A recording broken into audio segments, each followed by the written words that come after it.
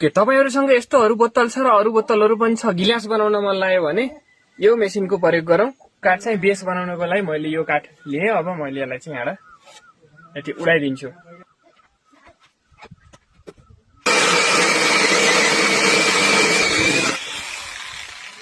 ल यो पिस चाहिँ हाम्रो बेसको लागि पिस भयो।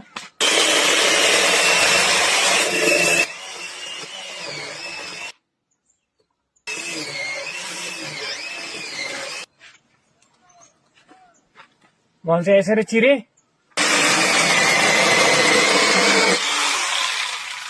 अब यसरी राख्छौं।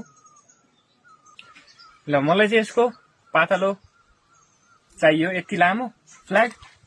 अब त्यसको लागि सधैँ छ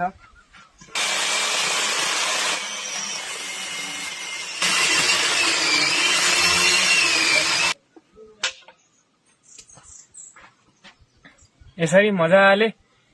अब हामीलाई चाहिँ यसलाई टुक्राइदिन पर्यो यत्रो।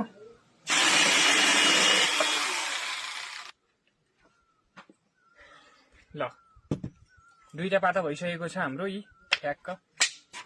ल यहीको काठलाई चाहिँ मैले यसरी ठोके, यता काटी यसरी ठोकेर यता पनि काटी ठोकेर यस्तो बनाए। अब यसलाई हामीले यहाँ ठ्याक्क राखिन्छ यसरी। यो होल गरिसके। त्यस पछाडि गएर यहाँनिर यस्तो होल र यहाँनिर यस्तो होल। अब चाहिँ हामीले यो दुईटालाई ठ्याक्क यहाँनिर ठोक्नु पर्ने हुन्छ। यो ठोकेर चाहिँ यस्तो भएको छ। अब यसमा चाहिँ हामीले यो रड राख्छौं यसरी। ल यति चाहिँ रेडी भइसक्यो।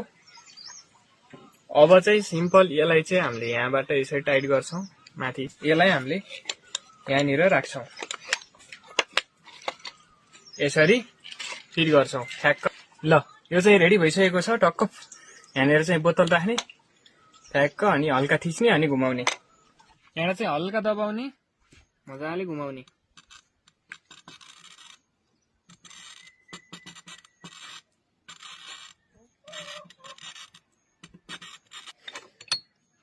ल हाम्रो यहाँ मार्क लागिएको छ मजाले।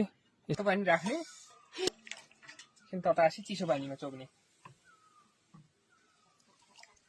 ओके तातो पानी।